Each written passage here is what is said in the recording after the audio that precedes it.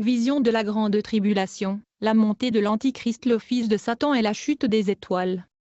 La Bible dit, quand le troisième ange sonna de la trompette, et il tomba du ciel une grande étoile ardente comme un flambeau, et elle tomba sur le tiers des fleuves et sur les sources des eaux. Le nom de cette étoile est Absinthe, et le tiers des eaux fut changé en absinthe, et beaucoup d'hommes moururent par les eaux parce qu'elles étaient devenues amères. Tout a commencé quand j'étais allé dîner avec mon père et ma mère. Ils célébraient la fête des pères ce jour-là, mais le lendemain à l'aube j'avais eu une vision pendant la nuit, et donc après la célébration avec mes parents, quand je devais rentrer à la maison chez moi, j'ai commencé à me sentir un peu mal à l'aise. En plus de cela, je sentais qu'il y avait une présence dans la maison. J'avais un sentiment d'incertitude. Je me souviens avoir laissé la lampe dans ma chambre ouverte. Il était habituel pour moi de laisser la lumière allumée, de sorte que lorsque j'ouvrirais la porte le soir je n'aurais pas à trébucher, mais j'aurais déjà la lumière dans la maison. Quand j'arrive chez moi ce soir-là, c'était étrange, j'avais l'impression que quelque chose bougeait à l'intérieur. La première chose qui me vint à l'esprit était que personne n'est venu dans mon appartement pour voler, et donc j'avais composé le 911 pour appeler la police. J'étais sur le point d'appuyer sur le bouton. C'est alors que je me suis dit je dois entrer dans la maison pour fouiller et vérifier ce qui se passe. Alors j'ai ouvert la porte et je me suis mis à fouiller partout. Malgré tout je ne voyais personne,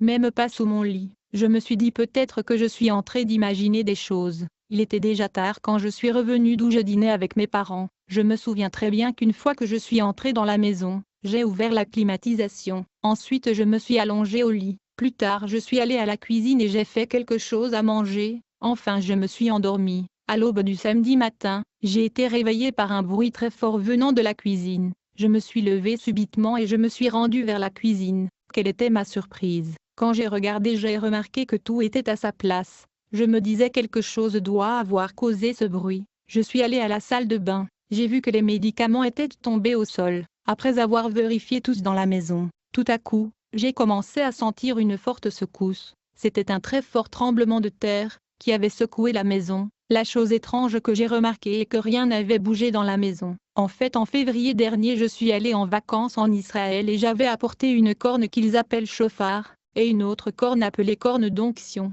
Mais ces cornes que j'ai accrochées comme décoration dans ma maison n'étaient même pas tombées. J'avais des photos dans ma maison que j'avais peintes qui se chevauchent, mais qui n'étaient pas non plus tombées. Enfin, je suis arrivé à la conclusion que ce secousse était le fruit de mon imagination, et pourtant j'avais vraiment senti que j'allais tomber, et je ne pouvais pas le supporter. Alors que je me posais des questions, j'ai commencé à voir des choses étranges, comme des étincelles sous le pavement, comme s'il y avait de lave en dessous du sol. Étonné par ceci, je me suis demandé, qu'est-ce que mes yeux sont-ils en train de voir?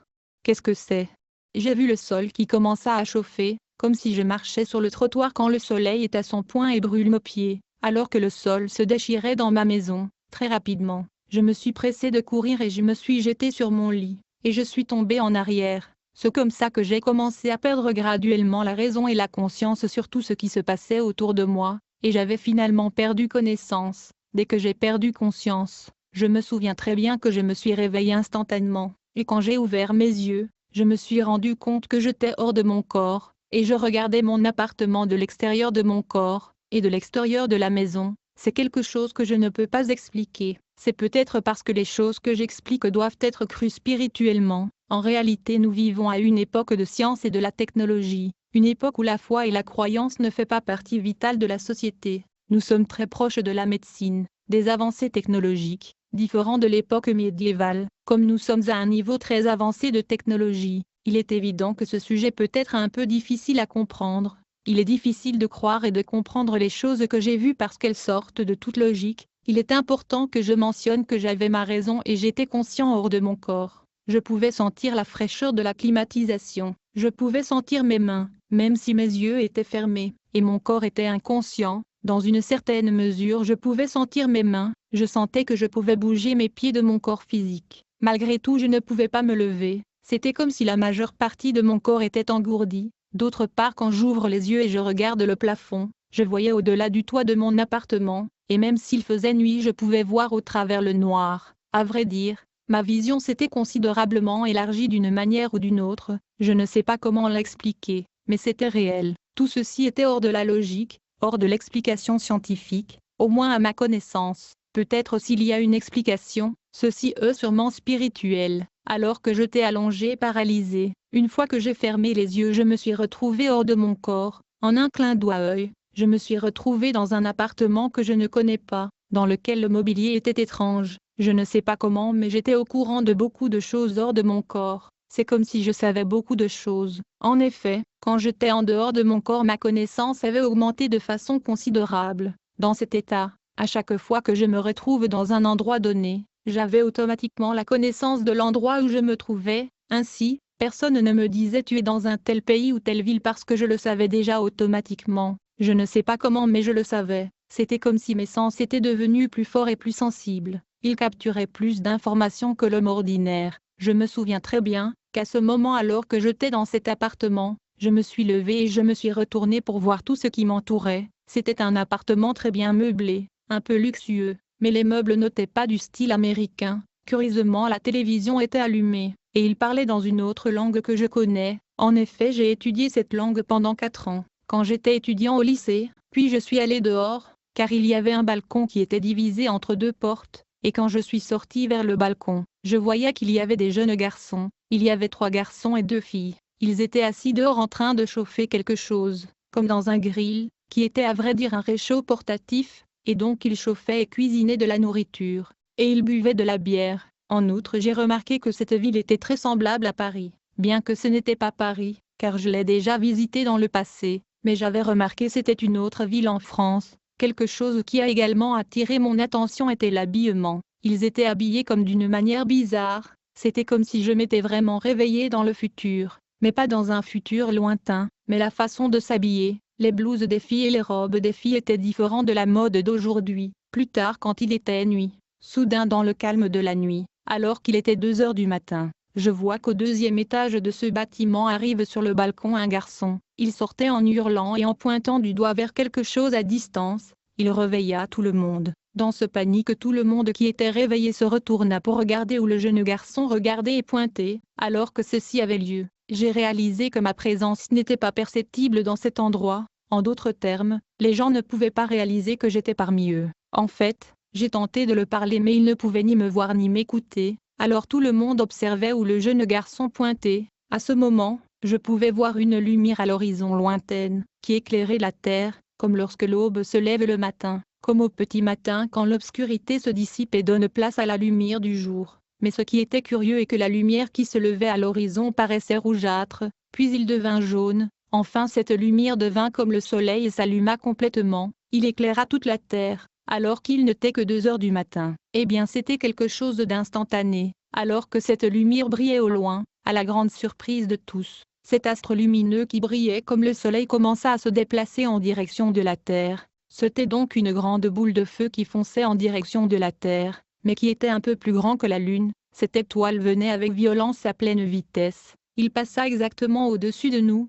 le ciel et la terre étaient éclairés par cette étoile, comme si le soleil était au milieu de la journée. Tout était éclairé par la lumière de cette corps céleste. Il était 2 heures du matin mais on pouvait voir la ville et tout autour, car la terre était éclairée comme s'il était midi ou demi-journée. Ce que je vais vous dire par la suite est difficile pour moi. Ce sont des choses qui sont dans ma mémoire que le Seigneur m'avait montrées, qui sont très difficiles à dire. Je n'ai pas pu oublier ce que j'ai vu. Cette boule de feu qui avait éclairé la terre la nuit brûlait tout sur son passage. Les bâtiments s'écroulaient et brûlaient. Certains sont tombés, d'autres non. Quand cette étoile arriva là où nous étions, je me retournai pour voir les jeunes qui étaient dans ce quartier. J'ai vu les jeunes brûler.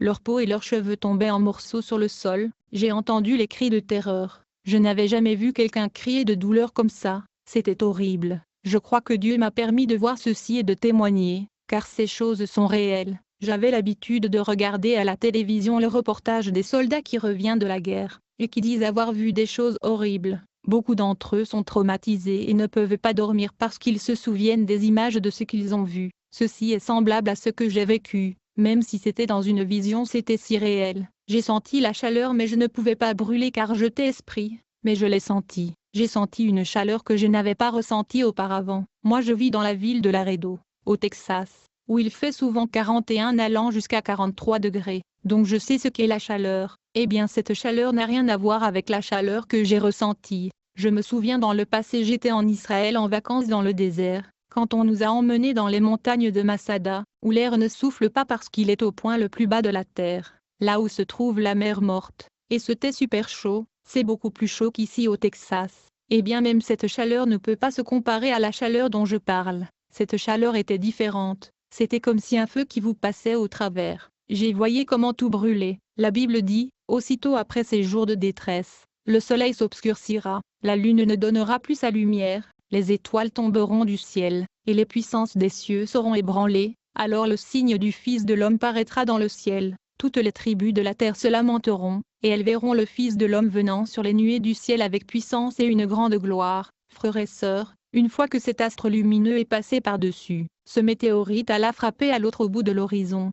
Et j'ai entendu l'impact de l'explosion. Il y avait une forte explosion. Je n'ai jamais été dans des zones de bombardement, mais l'impact était si fort que j'ai commencé à ressentir du pincement dans mes oreilles, et j'ai entendu plus tard comme un bruit très profond dans mes oreilles, et le sang sortait de mes oreilles. Je crois que mes tympans avaient éclaté, car le son de l'explosion était tellement fort. En d'autres termes, c'était quelque chose que je ne pouvais pas supporter, même si c'était à des kilomètres de distance. Si cet impact a été entendu de partout, c'est parce qu'il a causé trop de dégâts. Les dommages n'étaient pas minimes, mais beaucoup de dégâts ont été causés, à ce moment même, et de façon instantanée j'étais soulevé dans l'atmosphère. Je ne sais pas comment, mais je pense que mon corps spirituel se déplaçait selon mon désir et ma volonté. J'imagine dans une certaine mesure, parce que aussitôt que je voulais savoir ce qui se passait, à ce moment même j'étais là dans l'atmosphère au ciel, en train d'observer depuis l'espace les destructions causées par cette étoile. C'est comme ça que je pouvais observer les dégâts que cette étoile avait causés.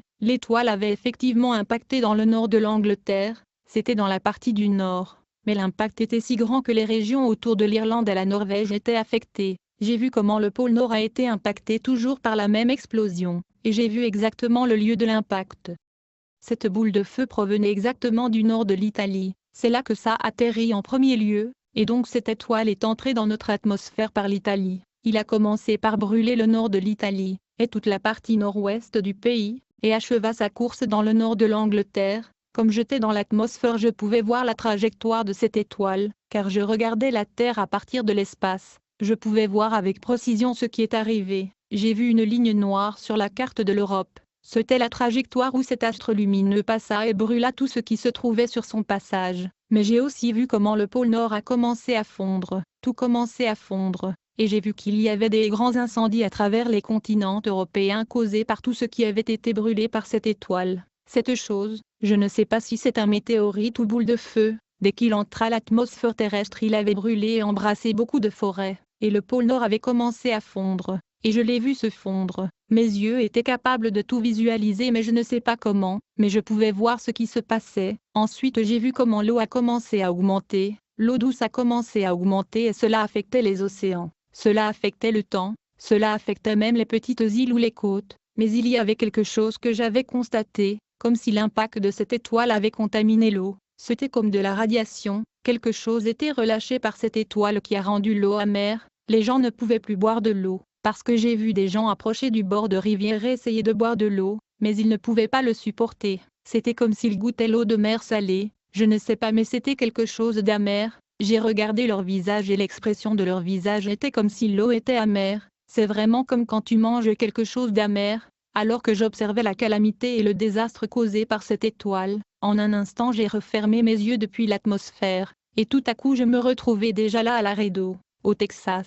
Et j'étais là près de chez moi. Je vis dans la région connue sous le nom de mine de roc, et c'est très visible ici parce qu'il y a 2 appartements jaunes et grands, ils sont vus de la rue principale. En face de ces appartements se trouve la rue principale de mine de roc, et il y a 2 banques. Une banque appelée Compass et l'autre banque s'appelle IPC, et ces banques sont juste en face de la rue principale, et j'étais debout entre ces bancs, je marchais autour de l'arrêt de bus, il n'était pas si tard, c'était comme 21 h la nuit. Soudainement j'ai vu une dame qui criait et disait « Ça ne peut pas être vrai. Ce n'est pas possible. » La dame était traumatisée dans une certaine mesure. Il me dit « Comment cela peut-il être possible ?»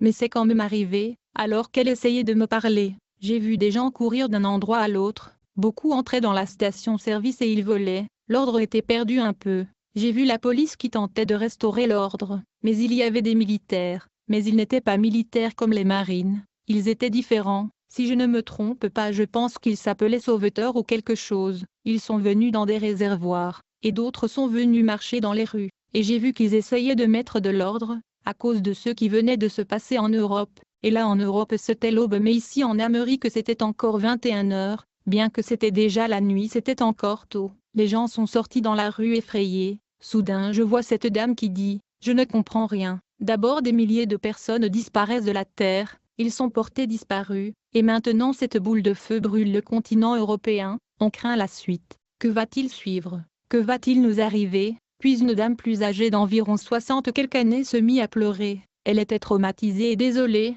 J'ai aussi pleuré dans le désespoir. La Bible dit, car alors la détresse sera si grande qu'il n'y en a point eu de pareil depuis le commencement du monde jusqu'à présent, et qu'il n'y en aura jamais. Et si ces jours n'étaient abrégés, personne ne serait sauvé, mais à cause des élus ces jours seront abrégés. À ce moment-là, sur l'avenue principale, où j'étais, quand je me retourne pour regarder la dame, c'était comme le Seigneur avait avancé l'heure. Soudainement j'ai vu beaucoup de gens qui étaient dans une balle, et certains étaient accroupis. Puis je me suis rapproché de voir ce qui se passait, et quand je m'approche pour voir, j'ai vu quelque chose de très désagréable, que le Seigneur délivre les hommes de Dieu pour qu'ils n'aient pas à passer par ce que j'ai vu arriver. C'est difficile pour moi parce que parmi les gens que j'ai vus était une de ces personnes que je connais, c'est un pasteur local, et j'ai beaucoup de respect pour lui. Quand j'ai vu le traitement auquel il était soumis, j'ai pleuré. J'ai pleuré de tristesse et du désespoir jusqu'à un certain point. Ça m'a fait très mal de voir les conditions dans lesquelles j'ai vu les hommes de Dieu. C'était déplorable et macabre. J'ai vu comment les agents de l'Antichrist ont commencé à étirer leurs oreilles. Ils enlevaient leurs ongles. Les femmes avaient leurs oreilles tirées par ces gens. J'ai vu 2 personnes en particulier ou 3. Il arrachait les cheveux de ces femmes, et les gens qui étaient torturés criaient horriblement. Ils criaient douloureusement. Ces agents de l'Antichrist coupaient les morceaux et parties du corps de ces chrétiens alors qu'ils étaient encore en vie, comme pendant l'Inquisition. Ils arrachaient leurs cheveux et coupaient leur nez. J'ai vu des morceaux de nez entre leurs ongles. J'ai vu comment ces hommes ont démembré les hommes de Dieu qui refusaient le sceau de l'Antichrist. Ils arrachaient leurs bras, leurs pieds, ils coupaient ces chrétiens avec des choses qu'ils avaient en main. J'ai vu l'un d'eux avec un petit couteau, j'ai vu une autre avec un morceau de verre coupant les visages de leurs victimes avec une haine. Je n'avais jamais vu un être humain devenir en colère contre son prochain jusqu'à ce point. Ces gens étaient comme fous, ils avaient soif de sang. Je voyais dans leurs visages, dans leurs yeux le désir de tuer, de détruire, de blesser. Je ne sais pas ce qui se passait, et je commençais à réaliser par exemple que le monde dans lequel je me trouvais à ce moment-là n'était pas le monde tel qu'il est maintenant. Aujourd'hui quand vous marchez vous sentez la sécurité, au moins il y a quelque chose aujourd'hui qui donne à l'humanité un sens de paix et sécurité. Il y a la balance et l'équilibre, mais dans ce monde où je me retrouvais pendant la tribulation c'était totalement l'opposé. Il y avait la peur, la terreur, l'incertitude et l'insécurité. C'était comme s'il n'y avait pas de paix, il n'y avait pas de repos. Il n'y avait pas de loi, les hommes avaient perdu le droit de citoyen, les chrétiens qui étaient raflés et qui avaient refusé de se conformer aux recommandations des autorités n'étaient plus traités comme de citoyens, ils avaient perdu leurs droits, ils étaient torturés sans procès. Dans ce monde sous la règne de l'Antichrist il n'y avait même pas le concept de la moralité, il n'y avait rien. Dans les yeux de la population mondiale qui avait la marque de Satan, il y avait un vide, les hommes étaient comme sans âme. Il n'y avait que des désirs de blesser. En ce moment, j'ai vu ces captifs qui refusaient la marque de Satan, ils étaient défigurés, traités comme des animaux, leur œil était arraché de leur trou, le couche de leur peau était enlevé avec le fer chauffé à haute température, les gens mouraient parce qu'ils saignaient, ils perdaient connaissance à cause de la douleur. À ce moment-là je me souviens que je me suis arrêté et je me suis demandé, dans quel monde je vis? Qu'est-ce que c'est? J'ai dit Seigneur, qu'est-ce que je fais dans cet endroit? Tout ceci veut dire quoi? Que me montrez-vous? Par moments j'étais sûr que c'était une vision, d'autre part ce que je vivais était si réel que je n'y croyais pas, la violence était vraiment si forte que je voulais sortir de ce monde insupportable où j'étais. À ce moment, je suis allé derrière la banque en courant, la maison de mes parents était à environ 5 pas de maison. Quand j'ai pensé à mes parents, soudain je ne sais pas comment mais je me suis retrouvé à l'extérieur de la maison de mes parents. Quand j'allais entrer dans la maison de mes parents, j'ai remarqué quelque chose, la maison était différente. Mon père était une personne qui aime beaucoup les plantes. Il les arrosait le matin, dans l'après-midi, mais ces plantes étaient secs, comme s'il ne faisait plus attention à ces plantes. Puis je vis des voitures étranges garées devant la maison de mes parents. Quand je suis entré j'ai vu que la maison avait d'autres meubles. La seule chose qu'ils avaient dans la maison qui appartenait à mes parents c'était la télévision dans le salon. Une grosse télé que nous avons achetée il y a quelques années. À vrai dire, la trompette avait déjà sonné et mes parents étaient enlevés dans le ciel, et j'étais resté sur la terre. Et il y avait plusieurs personnes à l'intérieur mais mes parents n'étaient pas là. Ces gens n'avaient rien à voir avec ma famille. Je n'ai rien contre ces gens mais ils étaient habillés de façon vulgaire. Il y avait des femmes très impudiques. Ce n'était plus la maison de mes parents où je sentais la paix. Mon père se levait tous les jours à 5 heures du matin pour prier. Ma mère était une ménager. J'aurais aimé être avec eux. Je voyais tant de destruction que je voulais être avec eux et prier ensemble comme nous le faisions toujours. Je me disais peu importe la violence à l'extérieur, tant que nous serons ensemble nous serons forts. Mais ils étaient enlevés au ciel avec le Seigneur, et ce n'était plus la maison où j'ai grandi, où nous avons eu des moments heureux et tant de célébrations de Noël. Je me sentais démoralisé. La Bible dit, car le Seigneur lui-même a un signal donné, à la voix d'un archange, et au son de la trompette de Dieu descendra du ciel, et les morts en Christ ressusciteront premièrement. Ensuite, nous les vivants qui serons restés, nous serons tous ensemble enlevés avec eux sur des nuées, à la rencontre du Seigneur dans les airs, et ainsi nous serons toujours avec le Seigneur. Dans cette maison j'avais de l'indignation, je voulais chasser ces gens de notre maison, mais j'avais réalisé que j'étais invisible à leurs yeux et je ne pouvais rien toucher, je ne pouvais pas saisir les objets autour de moi, c'était comme si j'étais un fantôme au milieu d'eux. Ils regardaient la télévision, ils regardaient une chaîne très célèbre ici aux États-Unis, une chaîne qui donne des nouvelles de CNN en espagnol, et ils le regardaient, mais ils le regardaient en anglais. Un journaliste que je connais parlait, puis une personne politique prit la parole. Il y avait des politiciens au-dessus de cette personne qui parlait à la télévision, et apparemment il était une sorte de leader mondial. Il était l'Antéchrist, mais ce n'est pas de cette façon qu'il fut présenté à la télévision. Étant donné que ma connaissance avait augmenté, je savais qui il était. Je savais quel était le véritable but de ce personnage. Il parlait d'une manière très convaincante. En fait, si Obama a remporté la présidence des États-Unis, c'était en raison de sa façon de parler, non pas sa façon de gérer les choses. Mais cette personne était différent. Il était encore beaucoup plus ingénieux et beaucoup plus charismatique qu'Obama. Mais en même temps, il me semblait une personne très sérieuse avec beaucoup d'autorité. En fait, il ne ressemblait pas à une mauvaise personne, il avait l'air d'une personne très concentrée, mais très impressionnant dans ses paroles. Ce leader ne proposait pas mais il semblait donner des ordres. Dans tout ce qu'il disait, j'ai vu les gens qui étaient assis autour de lui dire « Oui, tu as raison, voyez comme il parle bien, oui tu as raison ». Eh bien, normalement dans une maison, même quand j'étais à la maison, si on entendait un président ou un gouverneur parler, il y a toujours divergence d'opinion sur leur discours. Certains sont d'accord à propos d'un point et d'autres sont en désaccord sur d'autres points, mais j'ai remarqué que ceux qui regardaient le discours l'Antichrist dans cette maison étaient tous d'accord avec lui, sur tous le point qu'il soulevait. Tout le monde qui était là était d'accord sur la façon dont il parlait. Ce personnage pénétrait dans l'esprit et le mental de gens quand il parlait. Quand il parlait, il répétait ce qu'il disait, alors qu'il le répétait encore et encore. Ses paroles avaient fait comme un écho dans mon esprit. Je ne sais pas comment fonctionne le contrôle mental, mais je pense qu'il essayait de me contrôler mentalement. Cet personnage programmait les auditeurs et spectateurs qui l'écoutaient. Il va vous programmer d'être d'accord avec ce dont il parle.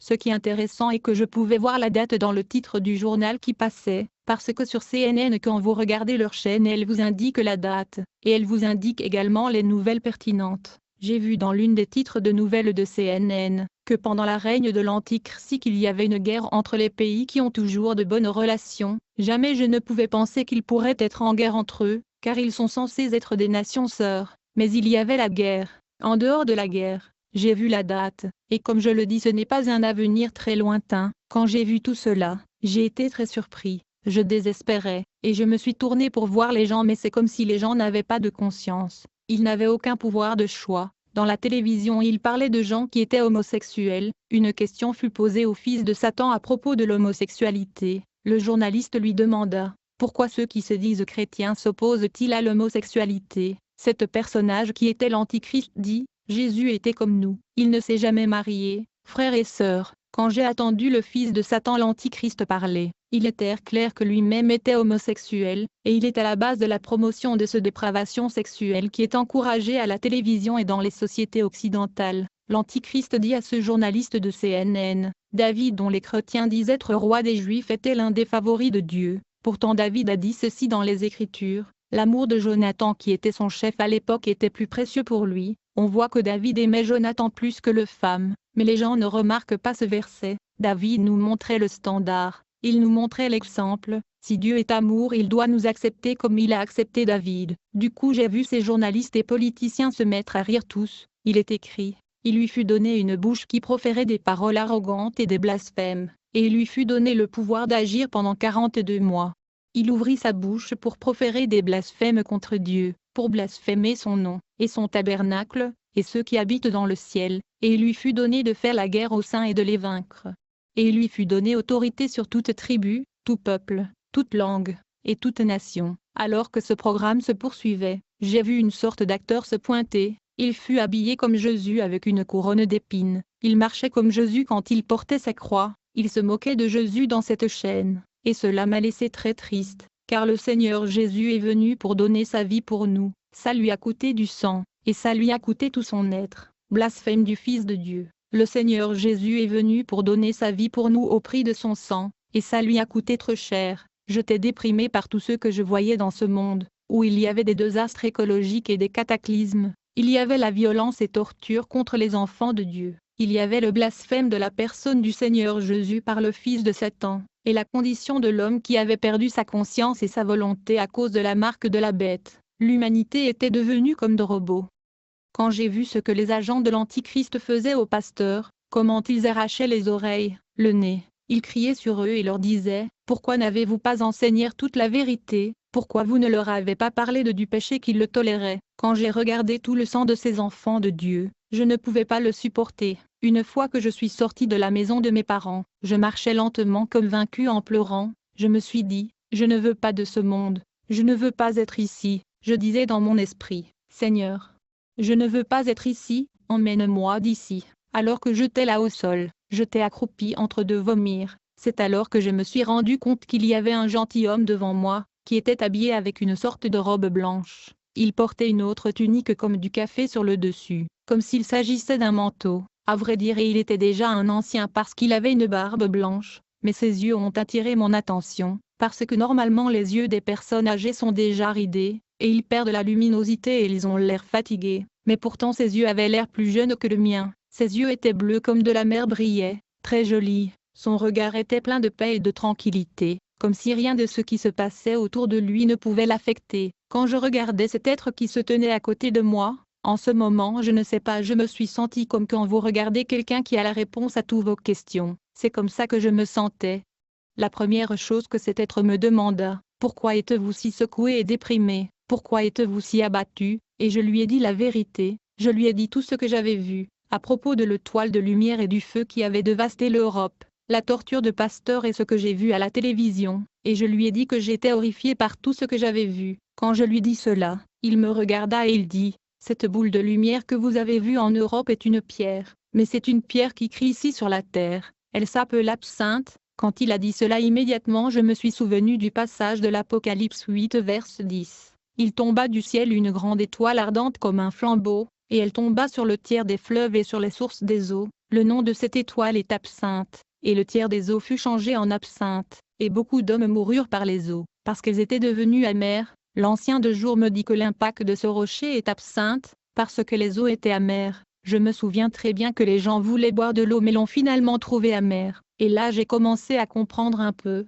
Ce vieil homme a commencé à m'apporter un peu de lumière, quoique étant toujours dans les ténèbres où j'étais en ce moment. Immédiatement je me suis levé et lui ai dit: ceci était écrit dans le vision apocalyptique de Jean. Je me suis demandé comment cela peut-il être possible. J'étais troublé et j'ai commencé à désespérer. C'est alors qu'il me dit: la paix soit avec toi. Quand il a déclaré la paix sur moi, j'ai littéralement senti la paix me remplir. J'ai senti que ces mots m'avaient calmé car j'étais troublé. Ils ont calmé mon anxiété. Alors que la paix m'avait envahi, il me dit: le jugement et le déferlement de la colère de Dieu a juste commencé. Jusque-là seulement les 5 premiers seaux qui ont été ouverts, mais les pires arrivent avec l'ouverture de 2 derniers seaux. L'ancien de jour me dit: après ceci le destructeur Apollyon va arriver, et il n'y a rien qui peut lui échapper sur la terre. Quand il dit ces mots, je lui ai demandé: quel destructeur? Qu'est-ce que tu racontes? Je n'ai pas compris. La Bible dit: quand le 5e ange sonna de la trompette, et je vis une étoile qui était tombée du ciel sur la terre, la clé du puits de l'abîme lui fut donnée, et elle ouvrit le puits de l'abîme, et il monta du puits une fumée, comme la fumée d'une grande fournaise, et le soleil et l'air furent obscurcis par la fumée du puits. De la fumée sortirent des sauterelles, qui se répandirent sur la terre, et il leur fut donné un pouvoir comme le pouvoir qu'ont les scorpions de la terre. Elles avaient sur elles comme roi l'ange de l'abîme, nommé en hébreu Abaddon, et en grec Apollyon. Je parlais à cet homme et il me révélait encore des choses plus profondes. Quand j'allais lui poser une question, il connaissait déjà la réponse qu'il allait me donner. Ce que je disais en moi il le connaissait. Je posais la question dans mon esprit pourquoi cette étoile avait dévasté l'Europe. Mais il répondit mes pensées en disant, cette étoile percuta les Européens parce que malgré le fait qu'ils connaissaient la vérité, ils ont livré leur couronne à l'Antéchrist, et ils se sont placés sous ses ordres délibérément. Ils ont oublié Jésus-Christ, ils oubliaient leur devoir de chrétiens.